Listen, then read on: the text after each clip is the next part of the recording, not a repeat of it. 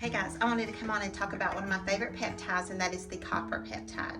Have you heard of the copper peptide? I'm sure you have. So it's very popular right now. Copper has been shown to help with skin wrinkles and skin vitality and just bring back that youthful skin glow in us. And so, of course, it is popular right now. So one of the things with copper that I get asked all the time about the peptide is it really blue? Is it supposed to be blue? And yes, it's supposed to be blue. So your copper ion, if you can remember from high school chemistry, your copper ion is blue. And so it is actual copper that you're taking, and you can apply this topically as a foam, a cream. I use a liquid, a compounded form, and inject subdermally, just using like an insulin syringe.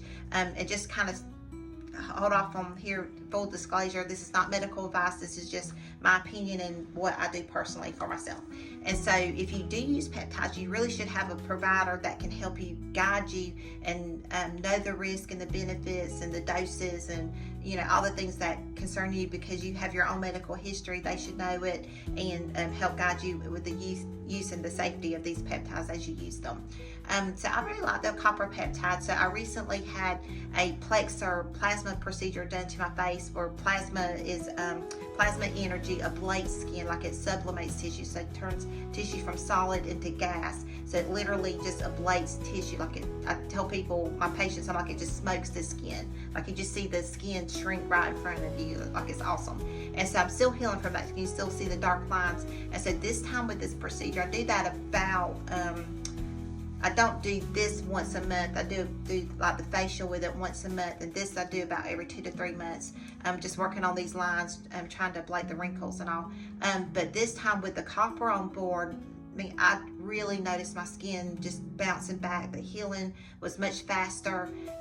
Just the firmness and the lifting, overall texture of my skin just much more responsive this time with the copper on board. And I do know people who take the copper peptide, and there's definitely a difference in their skin texture and the tightness and the lack of wrinkles and that sort of thing in their skin.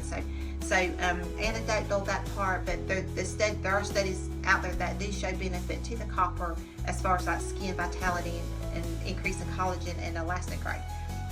So some of the concerns about the peptides out there, just in general, not just the copper peptide, but in general, you have to be careful when they are growth stimulators. And so copper is technically a growth stimulator. Like it stimulates collagen, it stimulates elastin, it's stimulating tissue repair, it stimulates hair follicles, and so hair growth. And so if there's a history of cancer, if you have a known history of cancer or tumor or significant family history of malignant tumors or malignant cancer, you kind of use some common sense here. Just kind of be careful, and again, go through your provider and see what's best for you.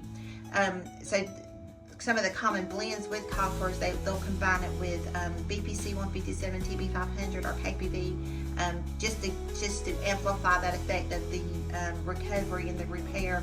And KPV is very anti-inflammatory as well, and along with BPV. And so just kind of that combination effect.